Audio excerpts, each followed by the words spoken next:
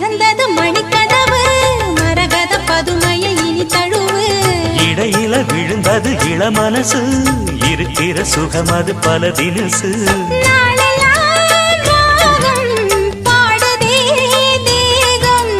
வாழ்வெல்லாம் யோகம் வாழ்த்துதே யாவும் விதவிதமா விருந்து வச்சு விழி வழியே மருந்து வச்சு விரத்தோட அதில் பல சுகம் வரும் பொழுது காட்டுக்குயில் பாட்டு சொல்ல வீட்டு கிளி கேட்டு கொள்ள